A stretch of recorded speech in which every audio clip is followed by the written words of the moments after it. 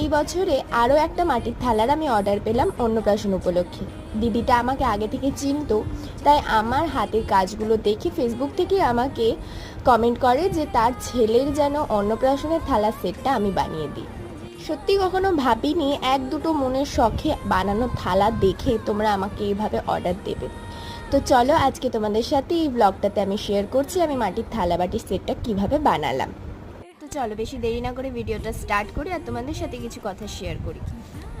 মানুষের সব দিনই সমান যায় না, দুঃখ কষ্ট সব নিয়ে জীবন।